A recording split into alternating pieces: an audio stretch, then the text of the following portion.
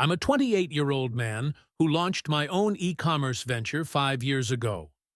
I built it from the ground up, and it's something I take pride in. However, now I'm facing an unexpected challenge. My parents believe the business should become the family's legacy. This all started after I moved out at 18. My beginnings were far from easy. My family didn't provide financial help, which I understood, as they weren't well off either. From the start, I realized that if I wanted something, I'd need to earn it myself. So, that's exactly what I did. I saved every penny I could from various odd jobs, and once I had a clear plan, I took out loans and worked long hours. There were months when I barely scraped together enough to pay rent, let alone save anything else. But slowly, things began to improve, and my business grew. Throughout it all, my parents constantly talked about family loyalty, saying things like, "Family is all we have," or, "No matter what, family sticks together." But they never got involved in the actual work. As my business began to thrive, they would stop by occasionally to check in and offer advice that wasn't very helpful, suggesting things like adding more products or offering free shipping, as if I hadn't already thought of those ideas.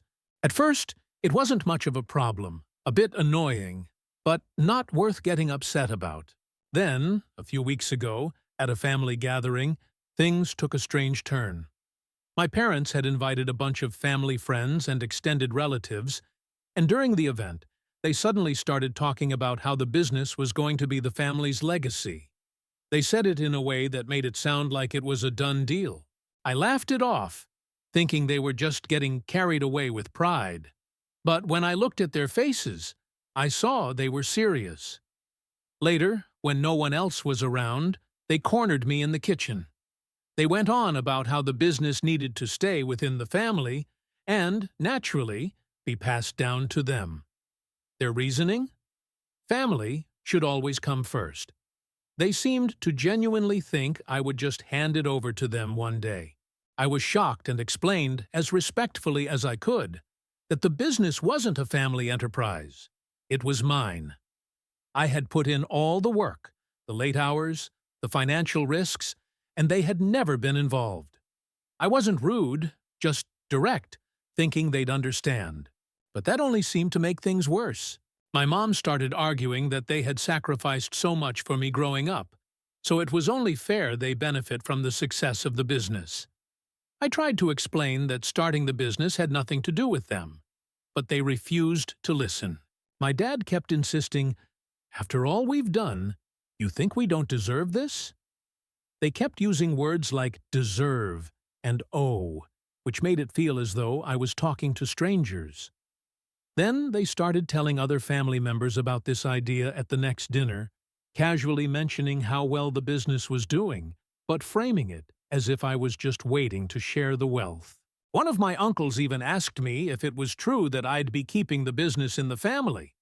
It was clear that my parents had been spreading this idea, and now everyone believed I was on board with their legacy plan. What really threw me off was when they began talking about the business's value in front of everyone. I'd never shared financial details with them, yet somehow they had figured out the rough estimate, which made things awkward since I had kept that information private. After that gathering, I knew I couldn't ignore it anymore. I had to make my stance clear. So, I told them flat out that I wasn't planning to hand over the business. I thought being upfront would be enough, but it wasn't. They got defensive, repeating how much they had sacrificed for me growing up. They said that without them, I wouldn't have reached this point, which felt like guilt-tripping. Things got even more complicated when my parents started calling other relatives to tell their version of the story. Suddenly, everyone was hearing about how ungrateful I was for not giving back to the family. I stayed calm, trying to explain that the business was something I built on my own, not a family asset. But they didn't seem to care. Seeing the situation spiral out of control, I realized I was facing more than I had anticipated. It became clear they weren't going to drop it easily. and the whole family seemed to be getting involved.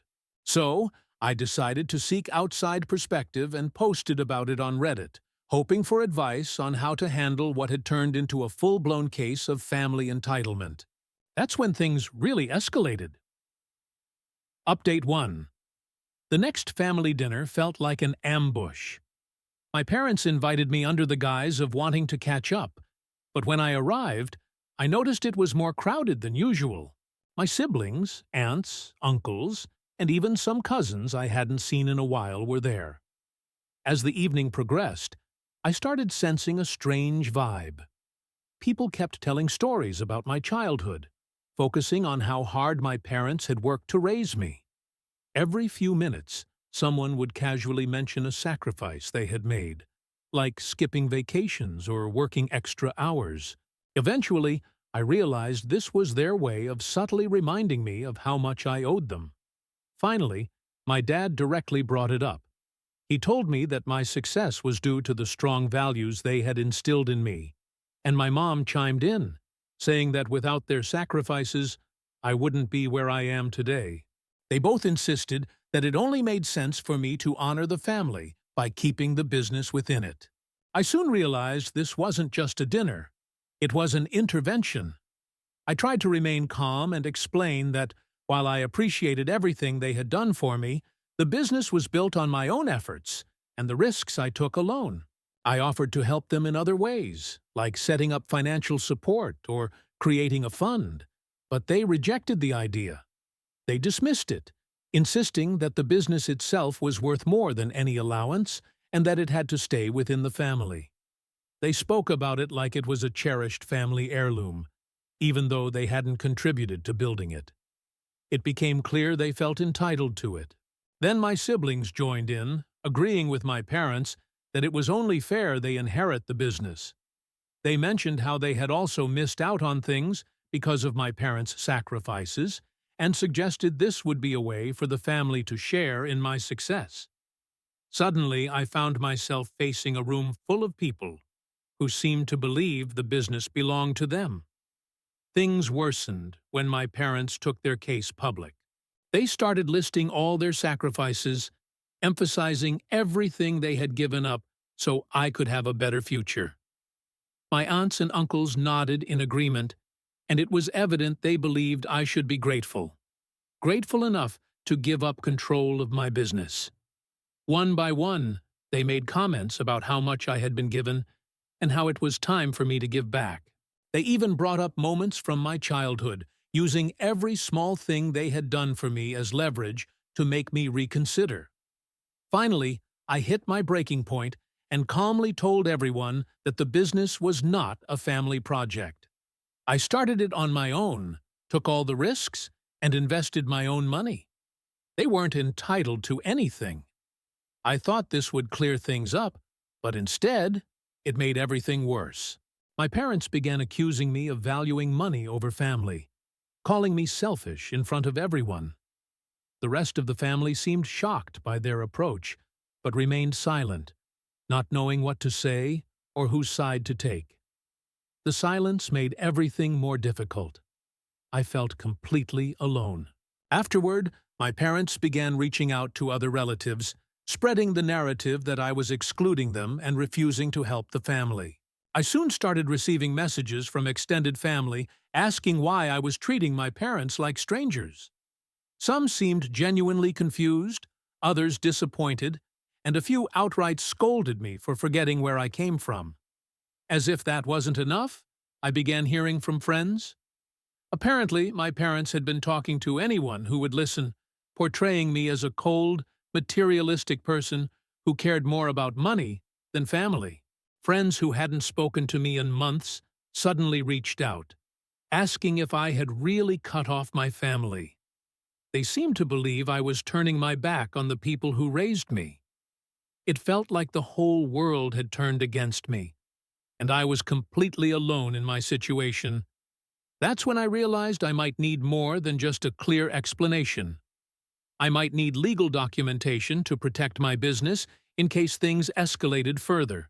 So I turned to Reddit again, posting an update to share everything that had happened, and to get advice on how to handle the ongoing family entitlement nightmare. The responses poured in, full of advice, support, and stories from others who had faced similar situations. It was reassuring to know I wasn't the only one dealing with this, and it made me feel a little less isolated. However, as I read through the comments, it became clear that I was only at the beginning of what could turn into a much larger battle than I had initially imagined. Update 2. After the dinner that felt like an intervention, I realized things were heading into dangerous territory. I decided to seek legal advice for protection. I contacted a lawyer, explained the situation, and asked what I could do to safeguard my business if my parents tried to make any claims. My lawyer seemed unsurprised by the situation. Apparently, this type of family drama was not uncommon. Entitlement wasn't something unusual, and my lawyer reassured me that I could take steps to ensure my parents had no legal claim to the business.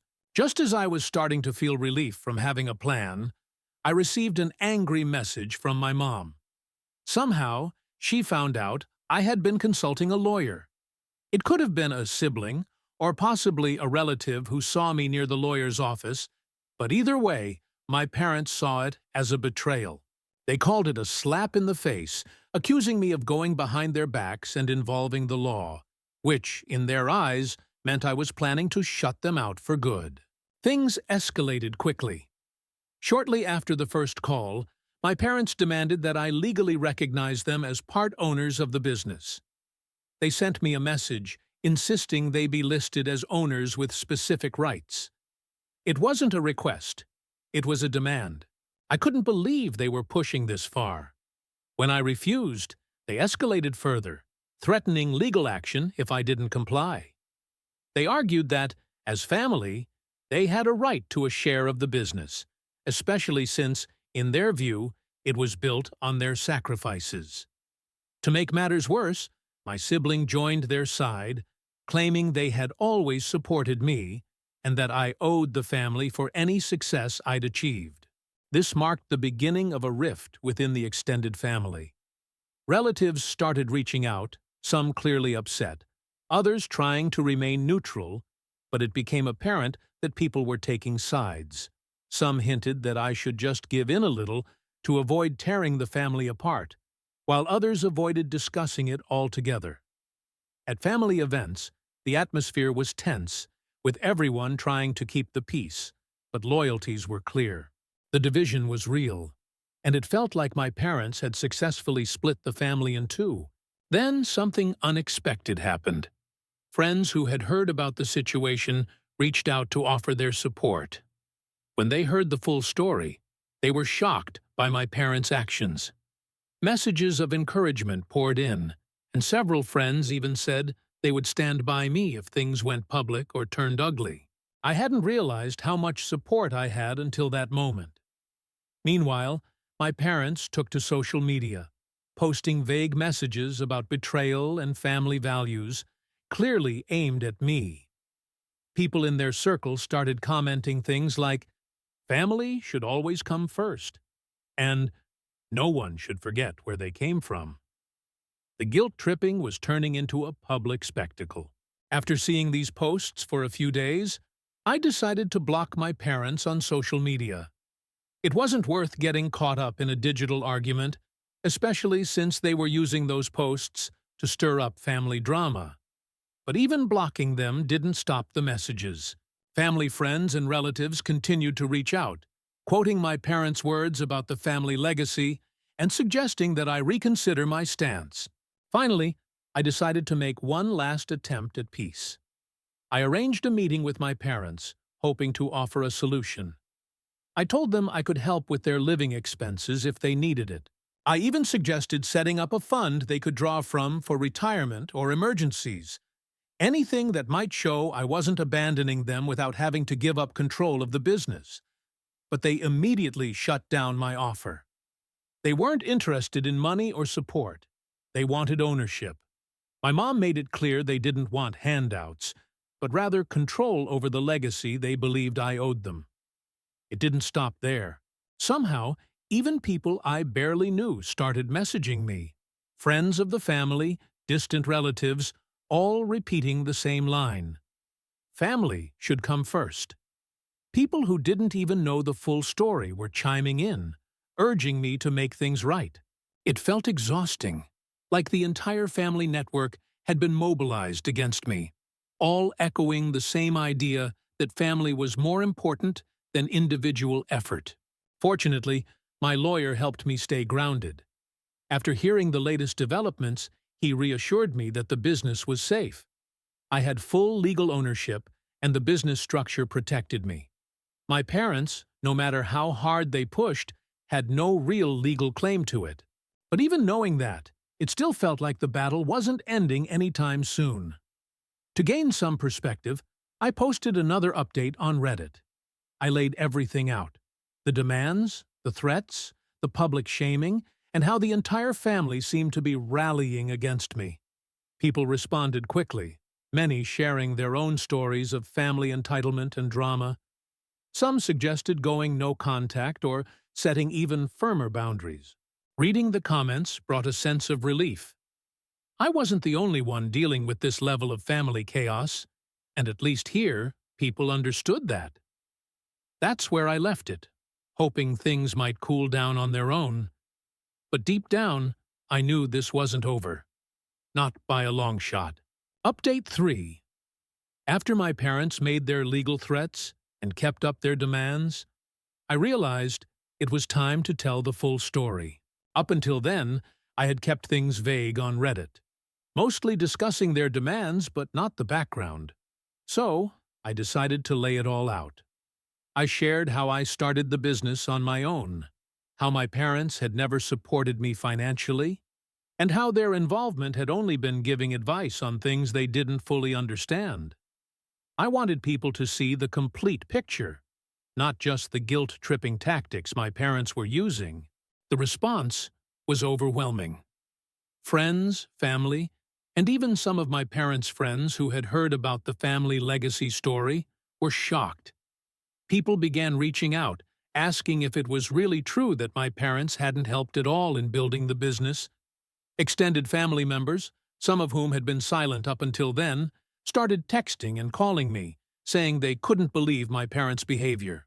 I had gotten so used to everyone siding with my parents that this support took me by surprise. But my parents were furious.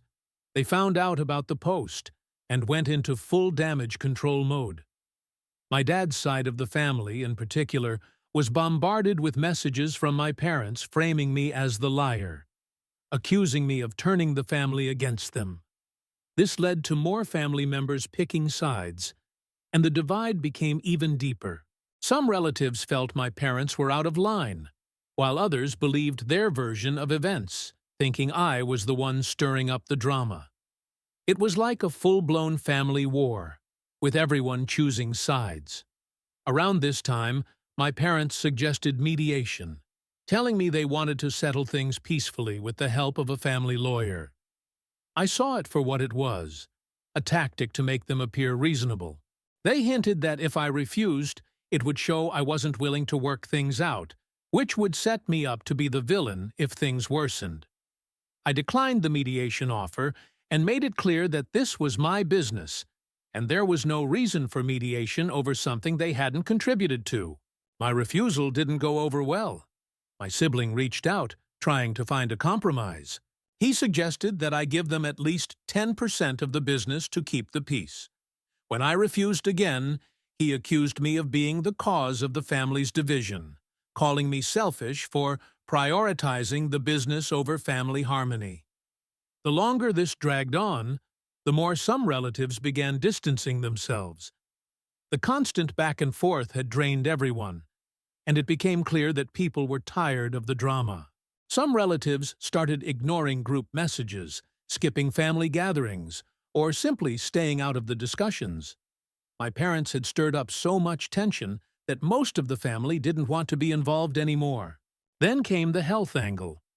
My parents began telling everyone that the stress from the situation was affecting their health. They didn't directly blame me, but the message was clear. They wanted people to believe that I was putting so much strain on them that it was hurting their well-being. They used this as another tactic to gain sympathy, telling everyone how hard they were trying to stay calm while dealing with their health issues.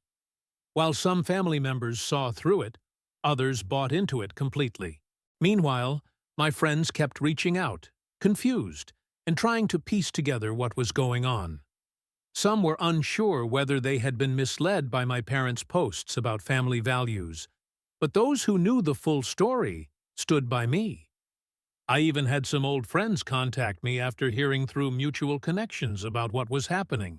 Each time someone reached out, it felt like reliving the situation all over again, with people asking why my parents were so obsessed with the business. As if things couldn't get worse, a demand letter finally arrived from my parents' lawyer. They were now officially requesting a share in the business. My lawyer reviewed it and assured me that I was legally protected. The business structure was sound, and they had no legal claim to it. But knowing I was safe legally didn't make it any easier emotionally. The extended family began to realize that my parents had no legal right to the business. Word spread that they hadn't contributed financially or in any other way, and some family members who had been on the fence began distancing themselves from my parents. The truth was out, and many people didn't want to support their sense of entitlement anymore. Still, my siblings doubled down, blaming me entirely for the broken family. They said that if I had just given in to their initial demands, none of this would have happened. The accusations continued, with them insisting I was tearing the family apart over money. It was exhausting, and I finally realized that the only way to find peace might be to go no contact. I shared this in a final Reddit update, explaining that I might have to cut off contact with my family. It was a difficult decision, but it felt like the only option left. The choice to cut ties wasn't an easy one, but it became increasingly clear that the drama wouldn't end unless I took that step. I couldn't keep reliving the same arguments, hearing the same accusations, and watching my family try to claim something that was never theirs. So, I told Reddit that I was prepared to walk away, and for the first time, I felt like I might actually find some peace in my life. Update 4. After months of endless conflict, I made the decision to go no contact with my family. I blocked my parents and siblings on all platforms, from social media to my phone. I informed a few extended family members about my choice, so they understood I wasn't open to further mediation or guilt-tripping. It felt strange, but also like something I should have done a long time ago. I couldn't continue letting them push me around, especially after involving lawyers. Within days, the backlash began. My parents took to social media, this time with direct posts about how I had abandoned them, sharing stories about the sacrifices they made for me, and claiming I was too focused on money to remember family values. They even posted pictures from old family events, twisting them into a story about how I had betrayed the people who raised me. Their friends and even some family members jumped in, commenting how sad it was that family had come to this, with phrases like, "Blood is thicker than water," and "Family should always come first." They were doing everything they could to make themselves look like the victims. I knew it wouldn't be long before some relatives started reaching out, trying to guilt me into fixing things. Sure enough, the messages and voicemails started pouring in, mostly from older relatives. I received things like, "You only have one family," or "You'll regret this one day." It felt endless. The more I ignored them, the more intense the messages became, as if everyone was trying to pull me back in. Eventually, I decided to seek therapy to try to make sense of everything. I worried I was losing perspective, or being unreasonable. My therapists listened to my story without judgment, and after a few sessions, they assured me that my choice to go no contact wasn't selfish. It was necessary. They pointed out that my family's behavior had crossed boundaries multiple times, and validated my need for boundaries. For the first time in months, I felt like I had someone on my side who truly understood the situation. But even therapy couldn't stop my parents. They went a step further by showing up uninvited at my office one afternoon. I was in the middle of a meeting when the front desk informed me that my parents were there, demanding to speak with me. They were making a scene, insisting they had a right to see me because it was about family. The receptionist, who knew some of the background, looked concerned. I asked her to call security, and security arrived to escort my parents out of the building. They left, but not without a fight, loudly insisting they had done nothing wrong and were just trying to reconnect with their son. By the time they were finally gone, I knew I had made the right decision by setting firm boundaries. This was the final straw, and having security escort them out felt like a boundary I should have set long ago. In the following days, friends and colleagues who had witnessed or heard about the incident reached out with overwhelming support. They reassured me I had made the right choice, emphasizing that it was time to let go of people who only brought negativity. My lawyer soon contacted me with good news. My parents' lawyer had dropped the case. They must have realized that their attempts to claim part of my business were never going to succeed legally. They had no grounds, and without a lawyer pushing their case, all they had left were empty threats. As things settled down, I noticed a shift within the extended family. Relatives who had initially sided with my parents began reaching out with quiet apologies, admitting they hadn't been aware of the full story. They said they hadn't realized the extent of my parents' entitlement and were backing away from the issue entirely. It felt like, for once, people were starting to understand my side of things, or at least choosing to stay out of it. Not everyone backed off, though. My siblings still refused to let go, sending messages whenever possible, demanding that I fix things with our parents. They made it clear they blamed me for the family division, and even accused me of breaking our parents' hearts. I ignored these messages, deleting them as they came. I knew responding would only drag me back into the cycle of guilt and manipulation. Without any legal threats hanging over me, no guilt-tripping messages, and no family pressure weighing me down, I felt a sense of freedom I hadn't felt in years. It was like a weight had been lifted, and for the first time, I could focus entirely on my business and my own well-being. I put my energy into growing the business, taking on new projects, and connecting with people who genuinely respected my boundaries. Friends, colleagues, and even some distant relatives who had heard about everything were supportive, reminding me that sometimes choosing peace meant letting go of people who couldn't respect it. To close this chapter, I posted a final update on Reddit, explaining how things had resolved. I talked about going no contact, the public social media campaign my parents had started, the visit to my office, and how security had to escort them out. I shared my journey of seeking therapy, the validation I'd received, and the relief I felt after cutting ties with people who wanted to take what wasn't theirs. The response from the Reddit community was incredible. People thanked me for sharing, and some even shared their own stories of setting boundaries with entitled family members. It felt good to know I wasn't alone, and that maybe my story could help someone else facing a similar struggle. Now that everything was finally behind me, I was more determined than ever to protect my peace and focus on my future. My family might never understand my decision, and that's okay. I'm moving forward with no regrets. Update 5. A few months passed after going no contact, and I began to notice unexpected changes in my life. Without the constant drama, I experienced an unanticipated sense of peace. Work became easier to focus on, and I finally had time to make plans for the business that I had been putting off for years. The silence wasn't always easy, though. Estranging myself from family didn't come without moments of doubt. But every time I questioned my decision, I'd remember the endless cycle of guilt and manipulation and know I had done the right thing. Therapy had become an important part of my life. My therapist and I explored years of childhood dynamics, unpacking how my need for approval had pushed me to keep trying with my family long past the point where it was healthy. The realization of how much my actions had been influenced by a sense of duty and guilt was truly eye-opening. I began setting healthier boundaries in other areas of my life as well.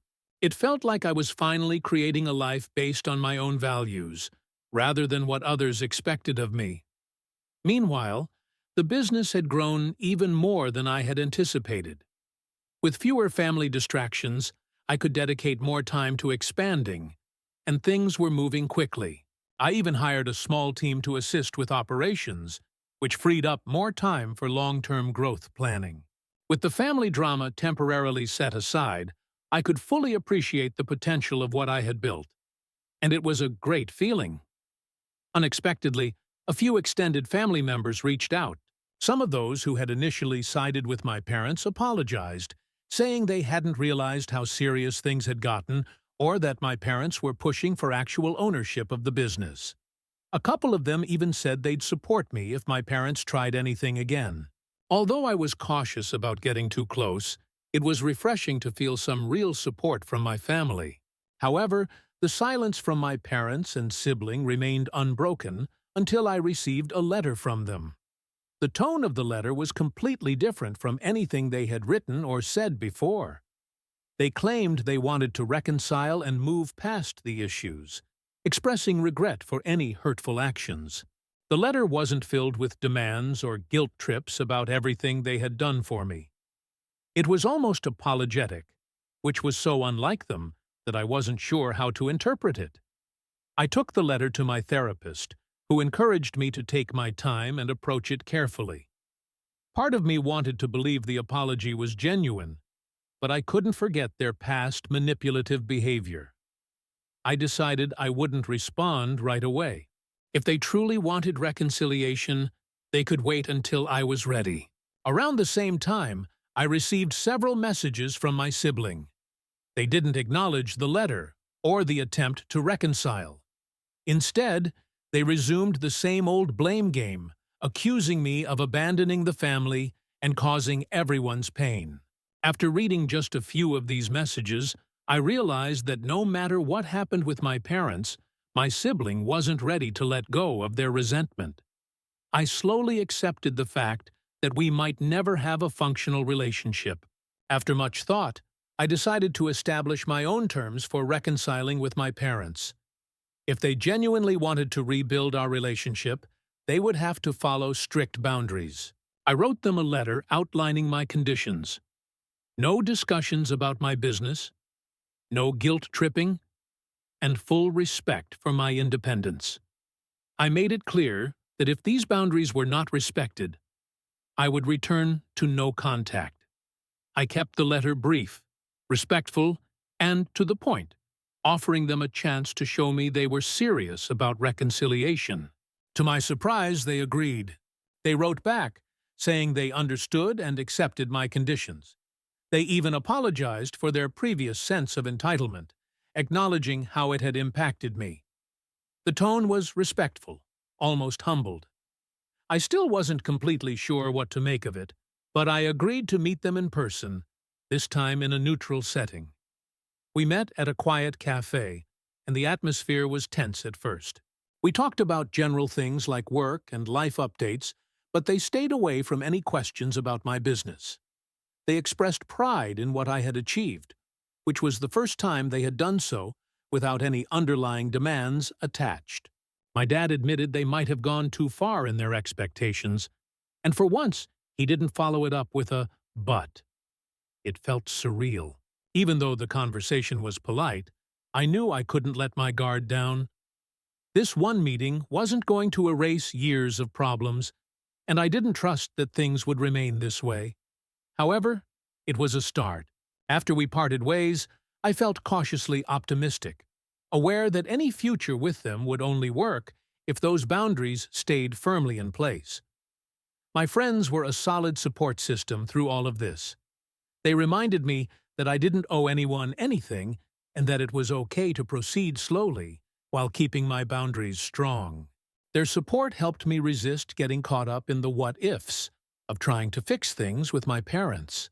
Moving forward, I'm establishing clear boundaries for any future relationship with my parents.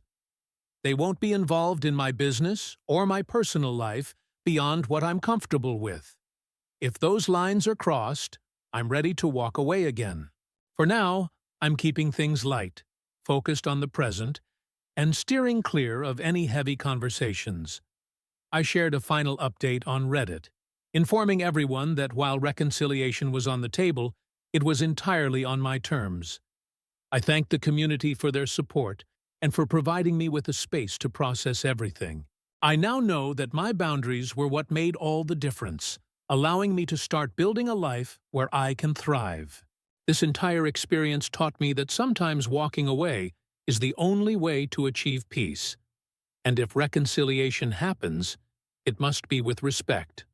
For both sides. I have my life back, and this time, it's on my terms.